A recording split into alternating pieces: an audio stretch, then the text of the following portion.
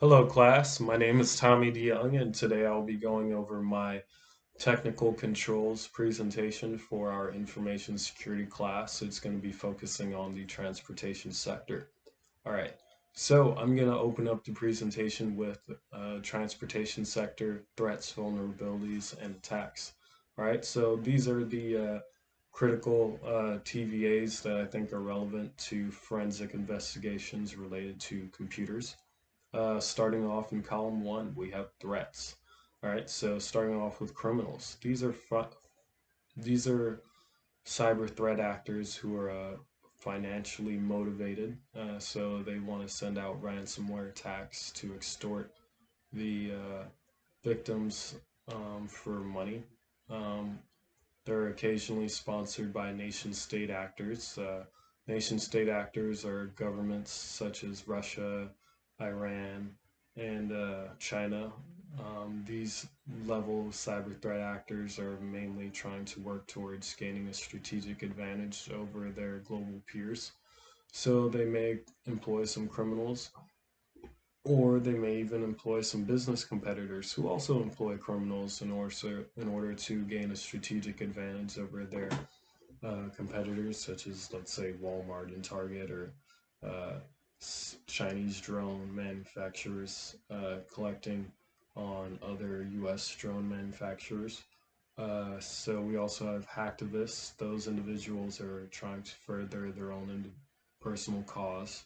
And human error, I'd chalk this up to about insider threats. So these individuals, they're unknowingly or knowingly releasing information sensitive to an organization, right? Vulnerabilities. So we've got different vendors. We don't know what's going on externally, right? So if a vendor that we're using for hardware is getting attacked or exploited, we need to know about that, right? Electronic login devices that are connected to our different computers may be used as a way to escalate privileges onto our hardware and neutralize it. Same can be said about mobile devices. Software portfolios, if not properly updated and monitored, we can see a lot of vulnerabilities there. Same with authentication. You know, not everybody should be able to just log into a computer without proper certificates or multi-factor authentication, such as codes or mobile mobile password login. Lastly, moving into attacks, so we've got social engineering. This can be as simple as phishing or eavesdropping to figure out how to log into a specific computer, jamming a computer, using an external computer as a rogue access point, exploiting those zero-day vulnerabilities that we talked about, and using those phishing emails as we previously talked about. These are different types of attacks that can be used to neutralize and possibly destroy a computer. And those are types of attacks that's going to limit the productivity and profits of an organization. So the objectives of forensic investigations of computers is to discover and obtain any evidence confirming or denying any malicious activities within an organization using a piece of hardware. Mm, Establishing any investigative leads, whether that's internal or external, along with collecting and reporting any relevant cyber information, and confirming or denying any allegations made within or outside of the organization, right?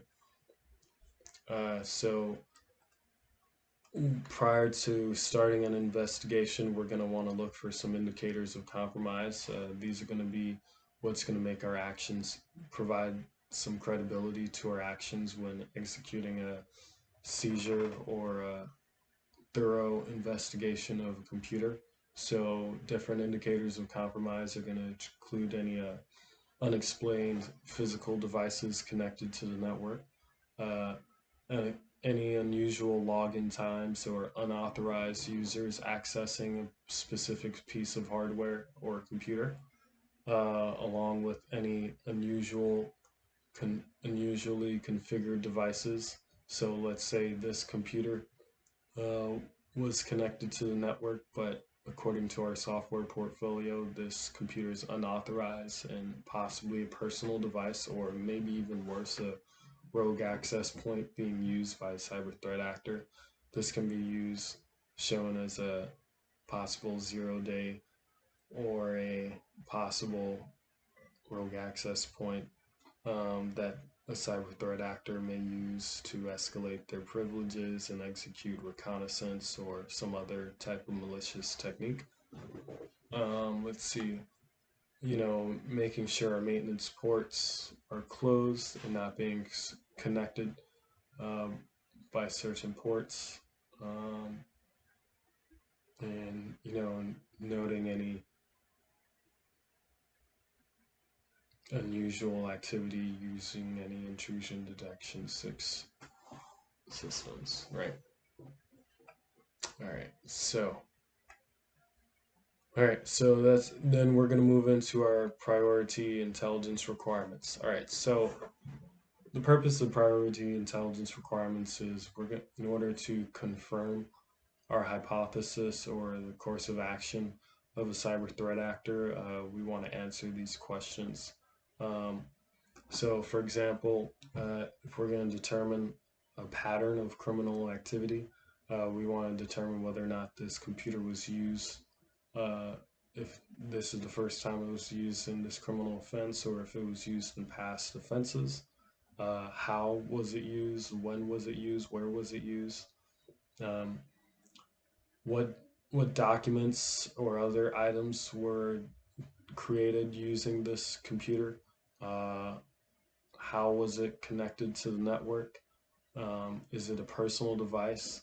If so, how are we going to seize that particular computer? Are we going to need to use a third party, such as the government, um, FBI, or can we use other contracted out security organizations?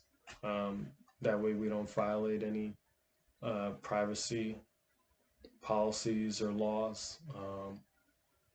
Where is the search going to be conducted? Is it going to be on premises or off premises, in case we have remote employees? All right. The next slide just goes into a visual standard operating procedure for seizing a computer. So for example, we're always going to want to take photos to collect visual evidence, whether or not the computer is on or off. We want to make sure we handle it a specific way. If the person handling the computer and seizing it isn't certified, we don't want them to mishandle the equipment and lose any important information relevant to the investigation. We also want to make sure that we disassemble and store the computer evidence in a specific way. That way it can help further along the investigative process. All right.